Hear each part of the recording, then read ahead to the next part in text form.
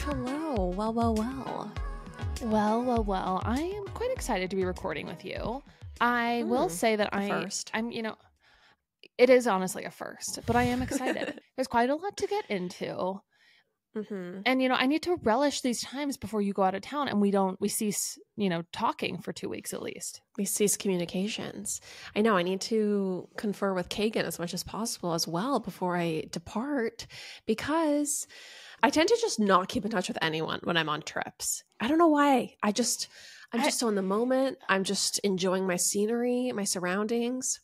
It's absolutely not it. It's not really a matter of you being more present, because you're basically always posting while you're abroad. But I do think there's something about traveling where, and I know this because I'm currently in the middle of traveling and being, out of my space, where you're so fatigued and tired from like going from place to place, not being in your routine, that it is like hard to get back to people.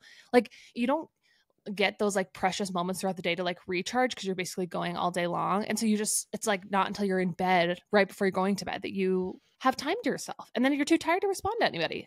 No, it's absolutely the case. And I think you're just so busy with exactly all the logistics and minutia of traveling. And also it's kind of like, generally, even though you are handling all of that, there's not always a ton of new exciting developments, So I'm just Absolutely like, not. I could call to check in, and then what's there to say? Like, oh, we finally got into dinner an hour late after we waited outside on this, cobblestone road. It's just like, who cares? And it's like when you're calling someone who's on a trip and you're like, how is it? It's like, you don't really care to hear about the answer.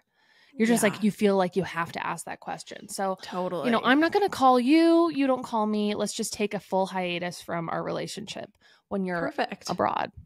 Great. It's going to be a relief. It's going to be a huge relief. No, we do love each other, everyone. We really do. It's just part of the little podcast shtick Chandler's doing right now. We do love each other. We do. Of course. You're like, we do. No, of course we do. I think also we've been recording quite a lot and, every day for the past little bit, which, is always a little bit tiring. I can't even bring myself to put on under eye concealer today. So we're getting a baseball cap. Actually, I have a question for you. I got Botox. In early March. Okay. And I'm planning on getting Botox again this Sunday. So March to basically mid to early August. Is that too soon? I feel like it's time. Why do you feel like it's time? Look at my forehead. I didn't get that much for what it's worth. I got 20 units. I would wait to actually have like some fine lines appear that you want to get rid of. They are. They're here. Oh, they're there. They're here. They're there. And I didn't get very much to begin with. Also, I'm going to, our plug back in San Clemente. Nice. So I'm trying to make it coincide with that. Here's my answer to this. It's time. It's time. If you're seeing the fine lines come back and you don't want them, it's time to get back, get back under the needle. I think what I'm realizing is that Botox did wonders. Why do you always work in my room? Chandler is in Utah, everyone, right now. I don't have a room to work in besides here. So can you give me some privacy? Yeah, I just need to put on my sweats. Okay. You going to get it from here? Do you need me to help you? Do you want me to move? Okay, I'll move. Hold on. 1 second. Wait, Okay, thanks, Lily Bear. Got it? Okay, love you. Will you close the door? Love you. Love you. She really loves me the most. She confirmed really I'm cute. favorite auntie. Really? Yeah. Oh, that's been confirmed to me multiple times, sometimes unprompted.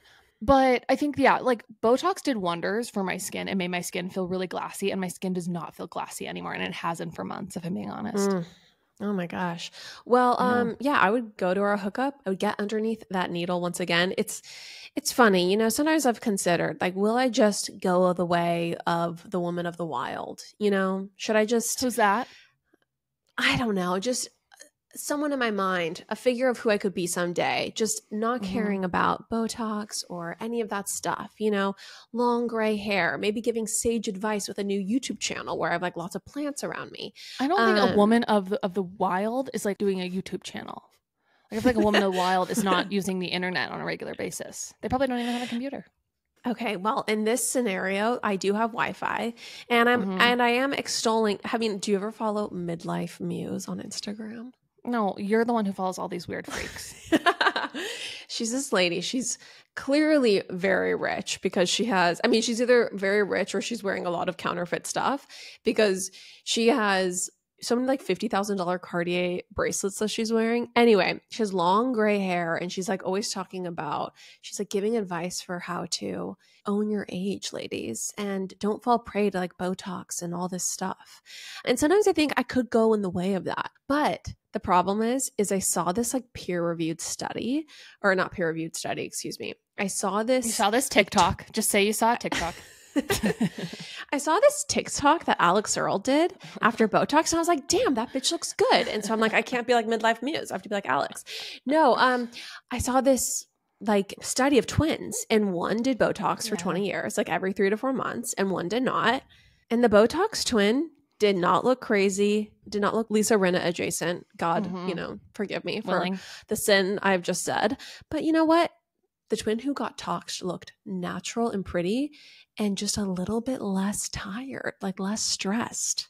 And so I'm a fan.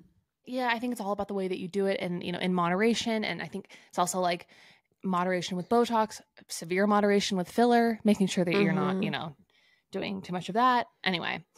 Completely. We don't have to spend the first, 20 minutes of this pontificating about our worries about our faces aging, but I had to ask you that question. Okay, well, can I share with you a worry that I have right now? Okay. Is it your travel conundrum that you just posted about? That was like a math problem. I know. Okay. I need you to walk me through it because I was like, I got 2 paragraphs in and I was like, I don't understand what's happening. Carry on, check bag, terminals. It's kind of like an SAT question, It is. Two trains leave the station.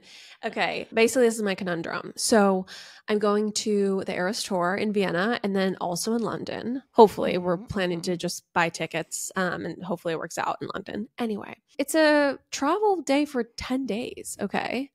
So, or travel trip. It's a trip. It's a 10-day trip. Trip. It's a travel trip. It's a 10-day trip, everyone. And anyway, when I booked my flight, getting into London, Gatwick arrives at 7:55 a.m. Okay. Is there a difference between Heathrow and Gatwick? Yeah, idiot. There are 2 different airports. Okay. Well, okay. Sure. 2 deeply different airports. Okay. Deeply different airports. I fly into LGW, London Gatwick, at 7:55. At my same airport at 10:40 a.m. Okay. 2 hours and 40 minutes later.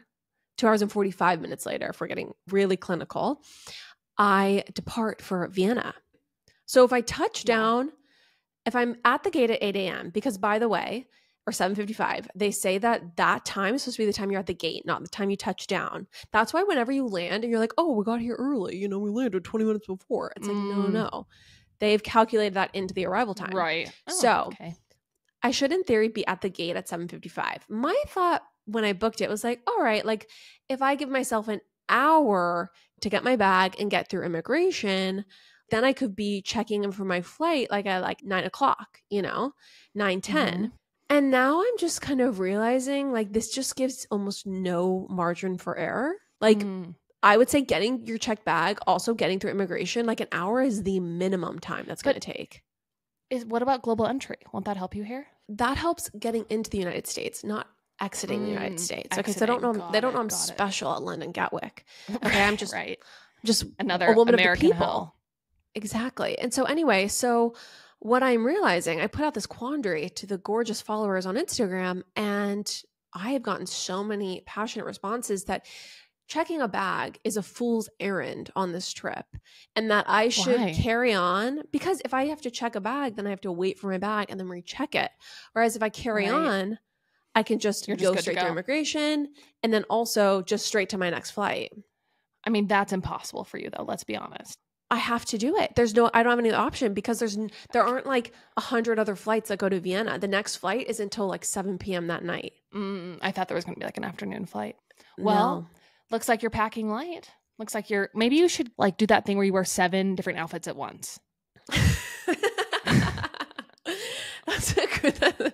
Yeah, exactly. I could get to finally my hotel in Vienna and peel off 10 different fits. Well, I think what would be even faster and what would give you even more time is if you had no luggage. And you could run. You could run. I think I'm going to be able to make it with a carry-on. But this would not be a problem at all if we had more Patreon subscribers and I had a private jet. That's the real issue. Right. Yeah. Yeah, it's their fault. It's definitely their fault. Are you flying business or first? I am flying JetBlue Mint. It'll be my first Mint experience. Okay. This is so annoying. Like, is this ever going to end? Are you ever going to not? Or is this just the real you? You know, Chandler, is it ever going to end? I mean, yeah, it'll end if things hit the skids, okay? But for now, I don't know. It's just like with all the traveling I'm doing, I just can't bear the thought of it being if I can't have like some space on the It's just aircraft. so funny, guys, because Lauren has no children. She lives in an air-conditioned, gorgeous apartment. You have like no resistance at any given point in time. Mhm. I don't know. It's just like, it's so interesting how you like need so many creature comforts when I feel like your life is the easiest. But that's all. Here's the thing. On a domestic flight, anything under 5 hours, honestly 4 hours, it's fine. It's not a problem. It's nouveau riche to go business on one of those flights. Yeah, But absolutely. on I've always said long that. haul flights, it's pretty nightmarish, honestly. And it's really hard to go back. I know, that's the problem. Well, I've only flown first class once, and it wasn't on my dime. I've never flown first, by the way. I've only flown business. And I've never been on a private jet. I'm a one of the people. You've never flown first class? No, it's only business. What do you think, I'm in La Premiere on Air France? I guess in my head this whole time you've been flying first class all the time. I mean, what does first class mean to you? First class? Are you in Comfort Plus? No, I'm in. And you're the like, it's late really flat hard to go seats. back once you're in Comfort Plus. Can you imagine? I'm just in like extra leg room. And I'm like, oh, Chandler, I just had to book. I had to book the extra more space. Oh, I'm getting so out of touch these days. I mean, is it Mint first class? Mint is lie flat. So it's not, it's business. I mean, I've never been in a lie flat bed before. Okay. Do you feel bad for me? No, because when I was your age, I don't know, I was groveling for cash to someone with like no money. So I actually don't feel bad for you at all. I am almost 35 years old. I'm almost 70 by all accounts. And I don't feel bad for you. You are a young whippersnapper. And I think it's important that, the first time you do, like, you've had a lot of miserable experiences, so you really enjoy it. I mean, honestly, it's not unlike meeting the right person. Like, you got to date a lot of frogs before you know how good is. 100%. And also it's like, I think when you're used to buckling through it and like being fine with it, I think that it's a lot easier than like, I agree. Going backwards. It's super breezy for me. I just got assigned my seat for my flight back to New York after I go to LA for work next week, and I'm in 39F. So just buckling in yet again. Yeah, but that's a domestic flight. Anyway, it doesn't matter. I am excited though, because Chandler, did you know on JetBlue in Mint, they serve cocktails? So I'm going to be sipping a mint condition. Oh, it's only like beer or wine? Yeah, I've thought it was always like just beer like do wine. cocktails ever. Like, don't they do like orange juice and vodka and stuff? I don't know. I feel like I think they do like some mixed drinks, but not right. Okay, But like let me share with you do you pull up want a to hear the drink. ingredients of the mint condition? I mean, like, do they have like an elderflower liqueur? It's Bombay Sapphire gin or Tito's vodka, ginger, lime, cucumber, mint. Okay. Wow. Or they have two signature cocktails, or you can get the black maple old fashioned, which has maples bitter and orange peel in it. I'm sure it's also just like a powder, like a mint powder or something. I'm sure it's all just like crap. It is not Like dehydrated a powder. ingredient. Okay. I'm sure. You're definitely talking to someone who's never experienced it. It's definitely not going to be a powder. Okay. Anyway. Well, who cares? I want to make a disclaimer. Okay. Now Wait. that Chandler, what? Well, are we done talking about personal stuff? Well, we can keep talking about personal stuff if you want. Well, did you want to say anything about my upcoming birthday? Happy birthday. Are you so excited to be turning 29? 29. Yeah, I just feel like you haven't really even like, you haven't asked me what I wanted. You haven't even said like, what are you doing? I know I did forget your birthday for the first 30 seconds of, the phone call we had on July 6th together, but I expected more of you. It is wrong of me because when my birthday is coming up, I feel like there's some like communal stress. Yes. It's like the 4th of July happens and then the fun's over. And then it's like, well, Lauren's birthday is in 2 days from now. So like, what are we doing? Well, that's 48 hours. And we are officially 20 days away from yours? 2.5 weeks? You think my birthday is fine. August 26th? We are 16 days out from the day you turn 29. Okay. And the sun truly starts setting on your youth. I know. So how are you doing? Are you excited? I just think that's rich given our conversation that we had on the Patreon yesterday. Whatever. No, I am excited. I'm going to keep it low key this year. It is fun for me when I get to my birthday and I haven't like spent my birthday money, like I haven't already been like, I'm getting myself this thing. So I got to think of something I want. But yeah, I'm feeling great. I'm feeling excited. I might cry on the day of, but I don't know. We'll see. Cry because of like time passing, or cry because it just doesn't live up to your expectations, or what? No, I think that there's just always a little bit of like settling into a new number with ages. Oh, really? Like you think this is going to be a sorrowful birthday? No, not sorrowful, but I think there's a little bit of like, okay, I'm 29 now, like yeah. 28 felt like pretty safe. And now it's like, okay. And it doesn't matter. I just think there's always an adjustment to that number. We had a long conversation about this that's coming out on Friday because we pre-recorded the Patreon since I'm going to be traveling. So we can't get into this too much. But if you want more of this kind of age anxiety, please get excited for the Patreon and Turning 30 Woes. I want to share with people something about you, something special about you, okay? Okay. Lauren, let's take a second and talk to people about Clear Protein, our latest favorite from Clean Simple Eats. Clear Protein, I kid you not, is one of the most refreshing, easy ways to get your protein in. I am obsessed. It's the best. Is it not the most genius product? The reason I love it is usually I'm used to drinking protein shakes, and that means I'm getting a blender messy. I'm committing to that process. Whereas with Clear Protein, I can just reach in the fridge and grab a delicious cold can of this Clear Protein drink that's ready to go. No, it's incredible. It's made with only 8 ingredients. It's ultra filtered protein that is completely lactose free. It's easy on digestion. And each of the cans contains 20 grams of grass-fed whey protein and only the highest quality ingredients. I mean, there are just times where you don't want the heaviness of a protein shake and you just want something more crisp and on the go. And this is why I love Clear Protein. I love the tropical orange flavor. I love the prickly pear. Truly, it's the most refreshing way to get your protein in. Go to cleansimpleeats.com and use code POPApologist10 for 10% off your order. Go to cleansimpleeats.com and use code POPApologist10 at checkout for 10% off your whole order. Okay, something special about Chandler that I want to share is that, yes, you do always spend all of your birthday money, and like any money that you think is going to come from mom and dad, it's typically allocated by March, and your birthday is in August. So how have you had the self-control this year? I don't know. I honestly don't know. It's a Christmas miracle that I haven't already spent it.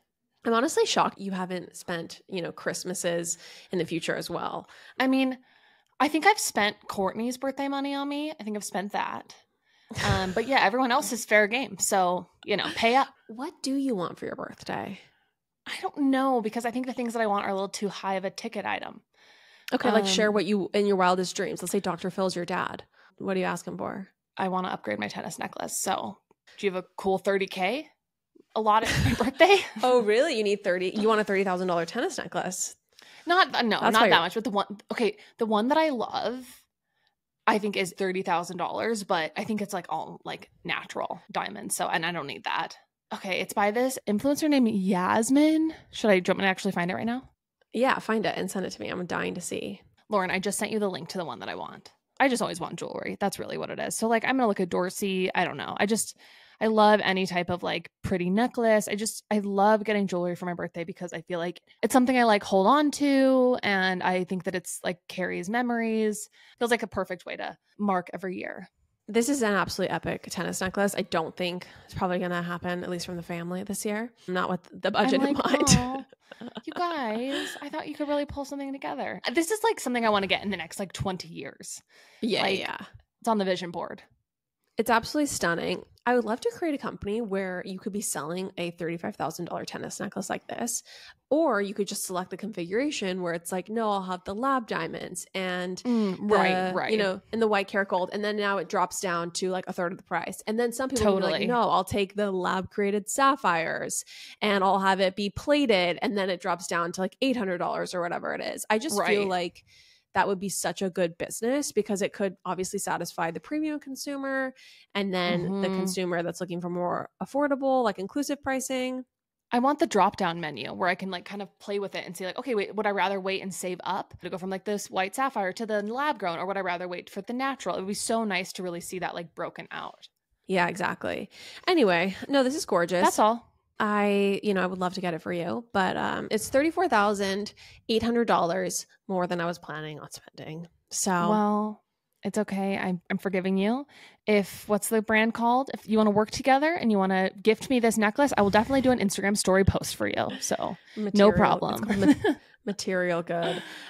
Okay, let's get into some celebrity topics from this week. The first one is extremely troubling. I don't even want to talk about it a little bit because I'm so worried that we're somehow going to make it come true, make it come to pass. And everyone, what we're talking about, or what I'm too afraid to talk about, is trouble in the water with Gwyneth Paltrow and Brad Falchuk. So I want to bring everyone back to why we're even bringing this up, why we're discussing it, okay?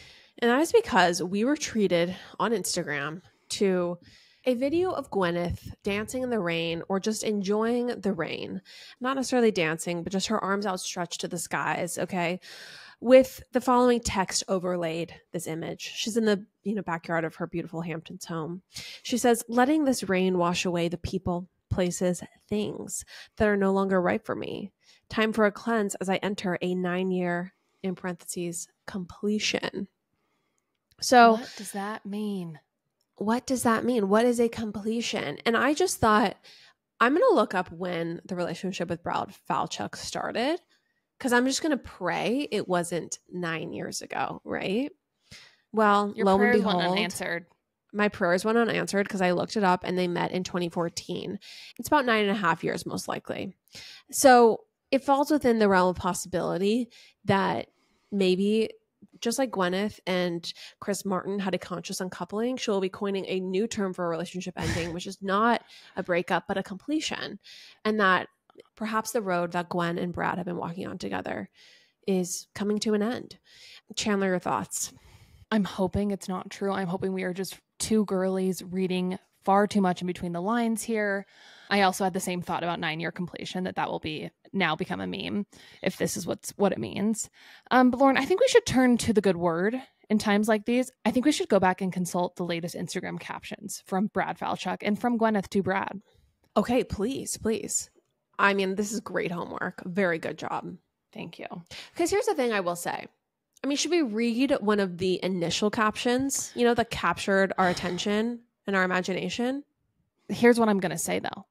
The last time, this is where, when we turn to the good word, it kind of says a lot. The last time he posted a photo of her on his grid was in 2021. I mean, is he posting at all since 2021, or is that it? He's just done on Instagram. He hasn't posted at all, I will say. But nonetheless, there was a lot more Gywneth pre-2021. Mm-hmm.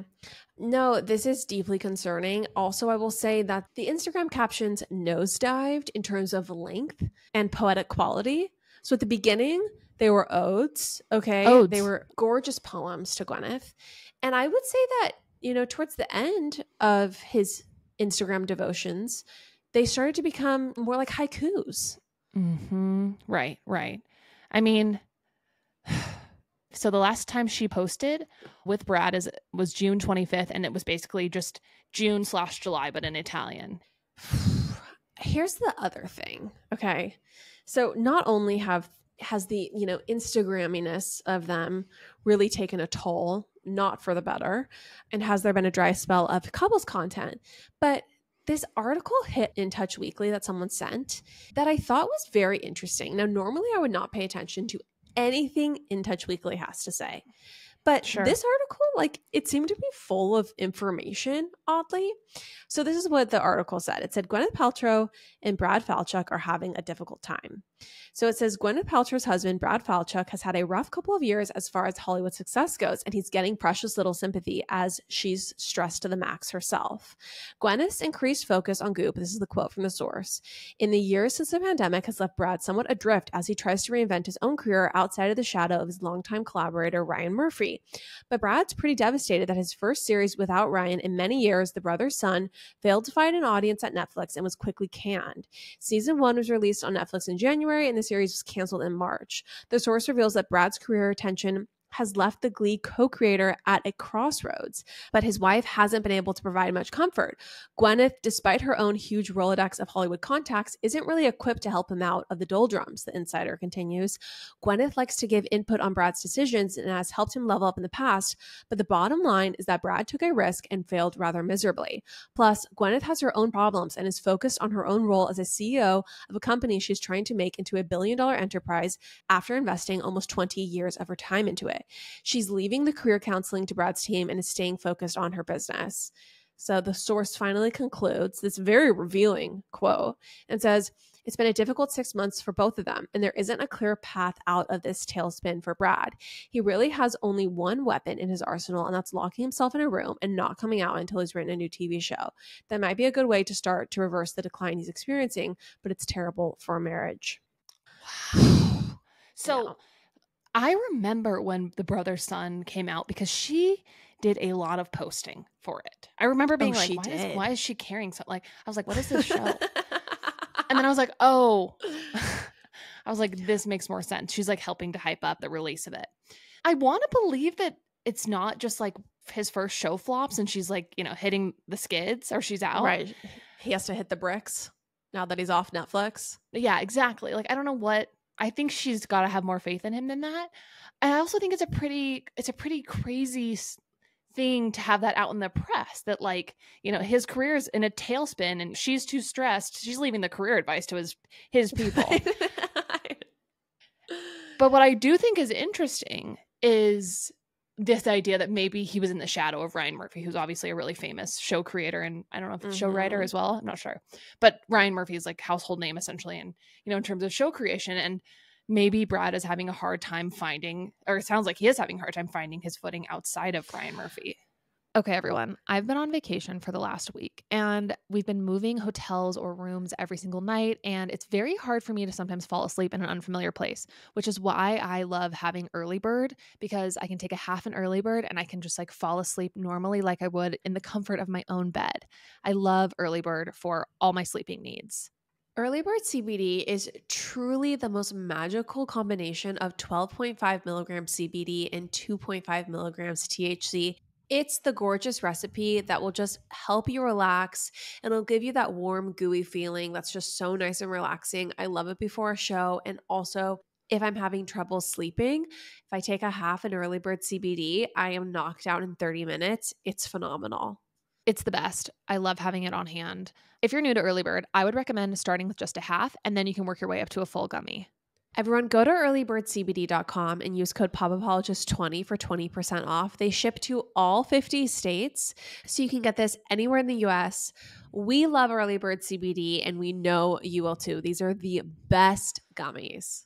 Go to earlybirdcbd.com and use code POPAPOLOGIST20 for 20% off your order. I just think we would also be naive to think that within their realm, like even though, his existence is going between rarefied estate to the next and living this beautiful palatial, coastal, gorgeous Gywneth life, I think that we would be naive to imagine that he can't feel like he's immune to feeling like a failure, feeling like things aren't going well, to feeling, especially when they're hobnobbing in the circles that they do. Right. Chandler knows someone. We have a friend whose friend had dinner with her. Okay, we'll just put this lightly. Mm-hmm. Very cloaked terms. And this friend is a billionaire. And anyway, the point being, I think that even if you're Brad Falchuk, if you're running in those circles, if like the invitation this summer is to go on Jeff Bezos's yacht, it's just possible that like that can rear its ugly head. Like it's just interesting how your peer group really informs, I think, how successful you feel or not successful. I think that could be something at play here. Yeah, definitely. I think that's very true. I'm curious if he has other shows in the hopper or if this was just the one that he had everything writing on. If I had to guess right now, I don't think they're getting a divorce right now. Mm-hmm, I don't think so. I think like she posted that photo of them in Italy and they're holding hands, I believe. I don't think that they're... Okay, how long ago was that? That was June 25th. But okay, it's like 6 weeks ago. Yeah, I don't think she would have done that. There hasn't been like a ton of odes on Instagram, but I don't think they're in the process of separating. I don't know what that 9-year completion thing was about though, because that was very odd. That like was honestly giving like Drew Barrymore like Dancing in the Rain. No, I know. And I can't tell if that's the level of free I want to be or if I never want to be that free. Still going back to the drawing board on that one. But when it comes to them, I do feel like the vibe has changed. And it's so much less of like the canoodling pictures, like the photos where they're both in the golden hour and the sun is alighting them both. And they look so gorgeous and like warm and tan and just earthy and romantic. Like, when is the last time we got one of those selfies, people? Well, I mean, she does those Q&As that I religiously follow. I'll drop everything to go see one of her Q&As happening on Instagram. One of the questions recently, within the last month, was like, last photo of you and Brad. And it was a sun-kissed selfie. Oh, it was? Okay. Well, and I do believe she posted a boyfriend breakfast recently where he walked in the background with a robe on. Okay, so perhaps this is us making a do about nothing. I will say it is a slow summer in terms of celebrity gossip. So perhaps this is just us scraping at the bottom of the gossip barrel. But I don't know. The vibes seem a little off to me. His career could be in a little bit of a stall right now. I will say I was a little bit like, maybe we shouldn't talk about this because I guess there's a deluded part of my brain that's like, what if we're ever friends with Gywneth and we can't have this on the record, you know? Literally grow up. Literally But grow I don't up. think that's ever going to happen. I mean, we've already like done like religious readings of Instagram captions. Like maybe we've done it all. Who do you think she would date next? Like, what's in Gwyneth's future if she's single again? What's her vibe? I mean, Who's the archetype of who she's going after next? Not going after, who she's seduced by. I think it's like someone even quieter, someone quietly, extremely rich. Really? Like radio silent rich. See, I could see her going for like a photographer like Sandra Bullock's, late husband. Like an artist? Like a hot, just like a hot artist. Like she kind of already did that. Like that's true. She did do that with Chris Martin. I don't think she's like, clinging to youth that much. I think it's just someone who's just quietly extremely rich. Okay. Speaking of divorce rumors, speaking of separation rumors, this is kind of like getting in the muck episode. This is just like a full gossip episode. I know. But Dumas posted it, so it's out there. We're not breaking the news. Apparently, Sara Foster and Tommy Haas, the ex-pro tennis player, who isn't engaged to, but she's basically, been with for like 20 years or a long time. They have 2 daughters together. Apparently, they are completely done and both dating other people. And what leads me to believe this is true is I listened to World Tourist podcast. I think it's a great podcast. And on the last episode, she was like, I haven't shared anything that's going on in my personal life. I never do. And a lot's going on. She definitely like alluded to something. I mean, short of like, God forbid, a terminal illness or something, I do feel like divorce is like kind of the only thing, or like separation, like, I guess, in their case. What else goes on in your personal life to share? Right. Yeah. And they have always had a really interesting relationship to me because they never got married, which a lot of people, choose to just like be life partners and not get married. But she kind of said that she said, I think on the Skinny Confidential, that she had a lot of trauma from her like upbringing with marriages and divorce. So she didn't want to get married. And he wanted to. And then that kind of soured them both on the prospect of getting married because she was so anti. And then they never did. And she acted kind of like there was maybe resentment because of that. I don't know that that's the reason why they're going to separate or that they might be separating. Right. But yeah, like, and she does a lot of teasing of him. Like, if everyone remembers that iconic birthday post she did for him where it was like, happy birthday to Tommy Haas, who still doesn't realize that Instagram likes are public. And it was just like a screenshot of a bunch of different like bikini photos of other women that he had liked, which to me was like partially amazing because it was so real. But then it was also like, oh, if I found out that like my significant other was doing this, I would be like mortified and I would be so upset with them. Yeah, I mean, it's like, it's so real of her, but it could never be my reality that my husband is, or, my long-term partner is visibly liking like Victoria's Secret model pages. That is just to me the cringiest online behavior from a guy. It's very trashy. It's so trashy. And then let alone to blast it to a bunch of people. I mean, I think on some level it shows like a security and confidence, but also maybe which is why, honestly, a level of detachedness, like a level of not even investment.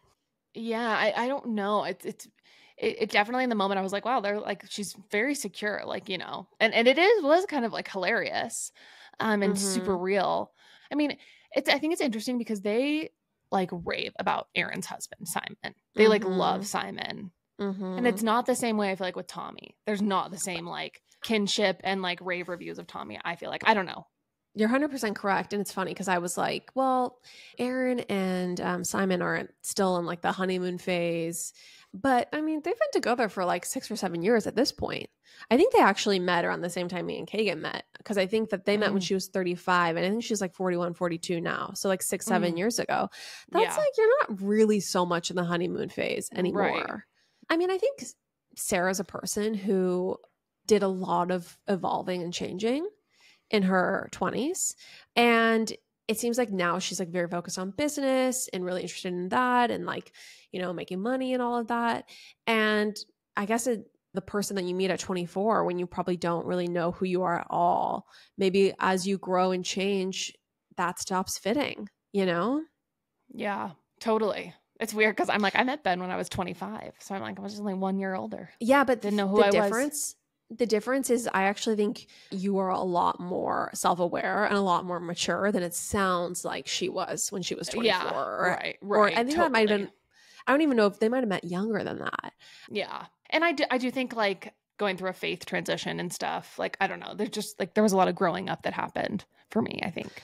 I think it's just completely different when you like go to college, you get a job, you are an adult versus like, it sounded like she kind of did like modeling and just was not necessarily a party girl, but just kind of like in the scene, in the LA scene. Yeah, with like right. I mean, I think it's also hard to be married in Hollywood to another famous person. I think that is extremely hard. I don't know that I would choose that necessarily. If I were to be extremely famous, I would want to be with someone who was completely off the grid. I wouldn't want to marry another famous person, I think. I think that would be really hard.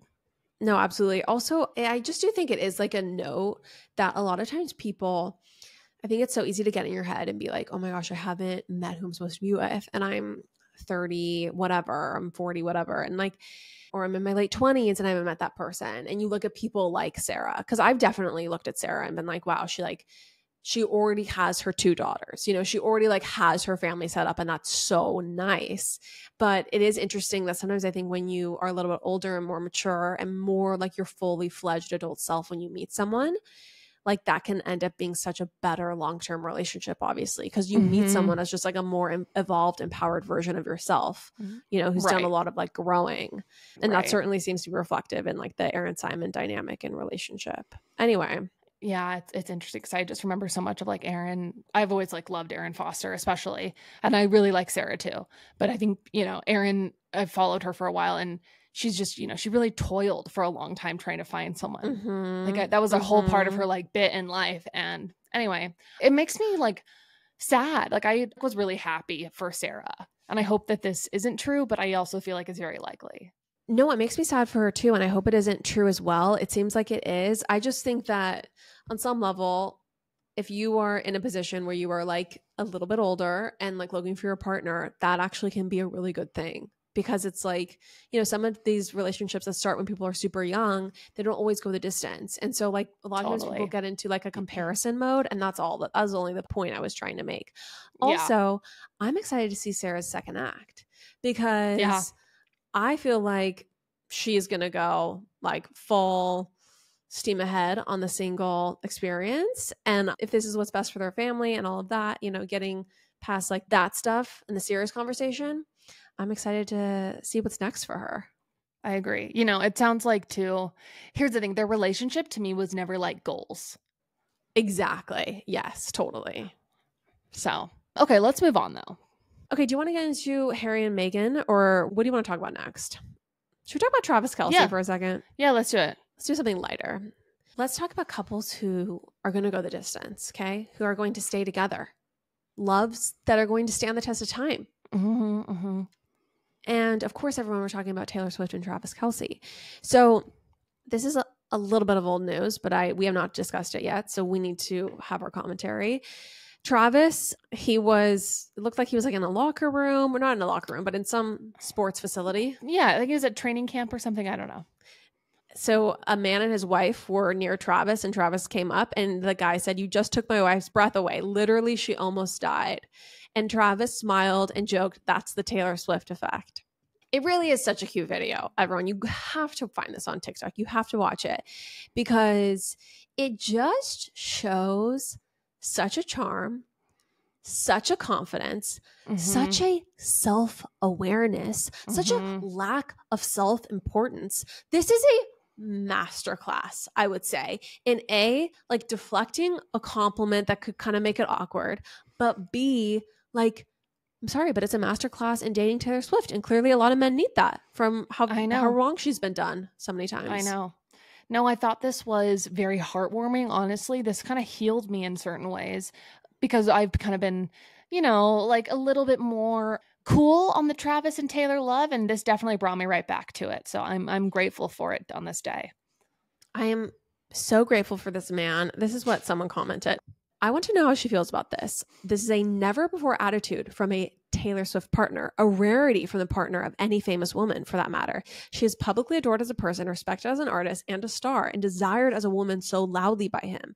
As mere spectators, we get butterflies from all this. How is she manifesting the high she gets from all this? How does she pick up a pen and write something down, run to her piano?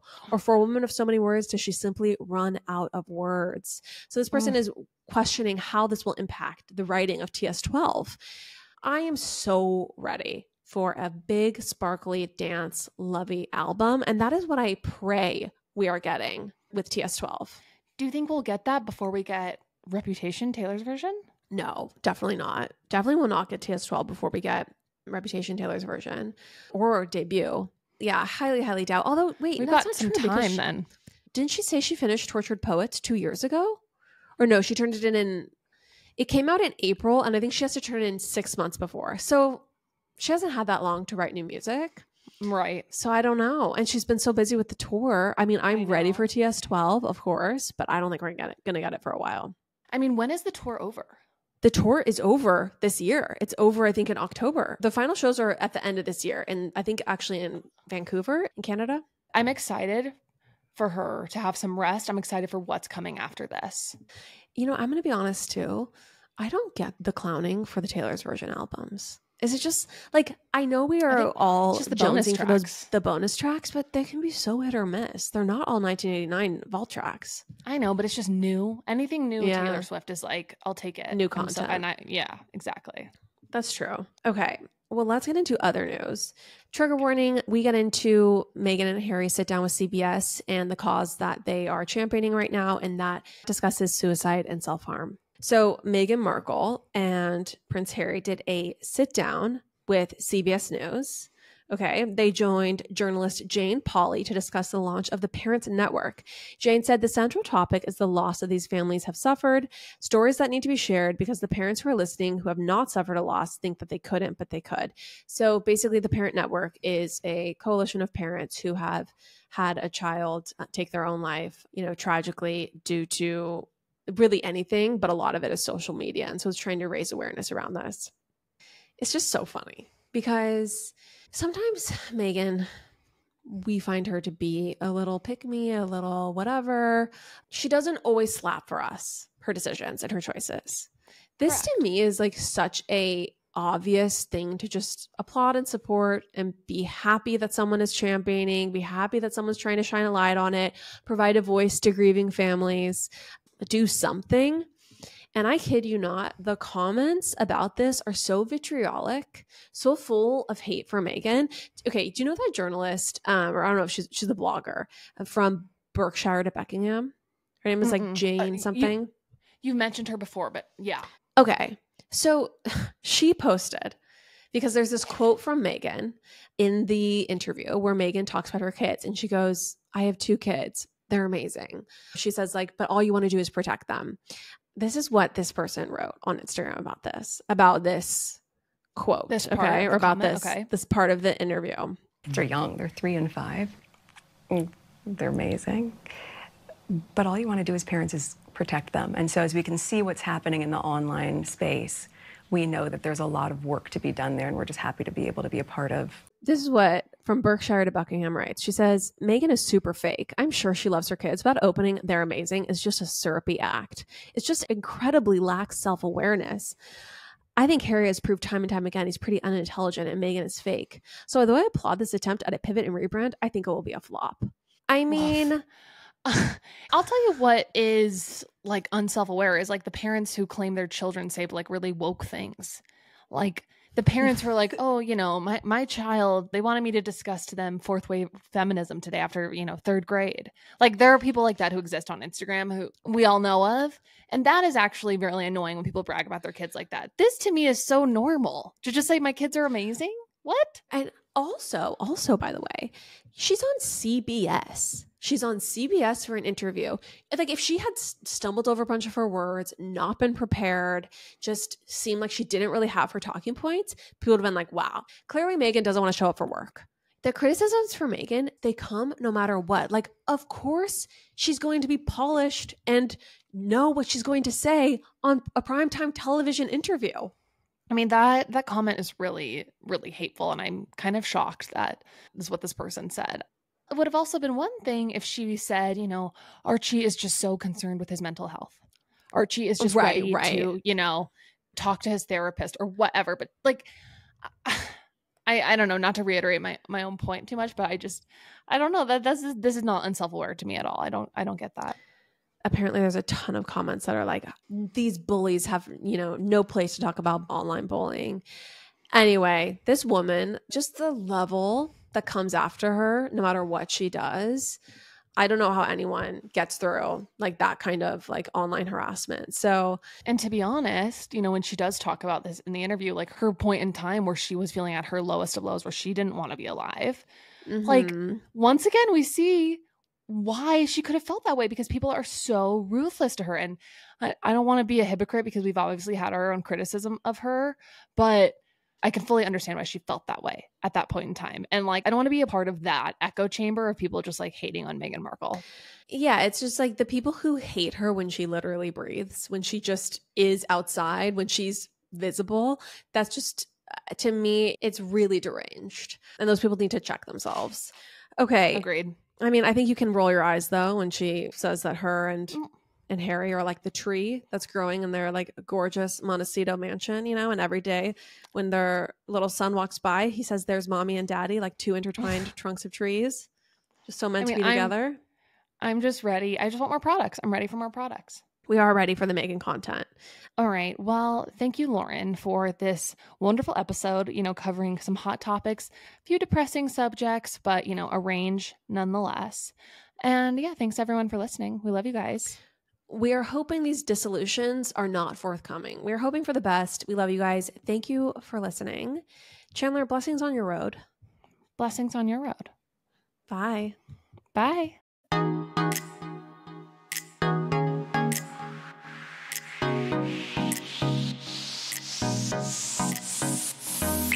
That's all for now, folks.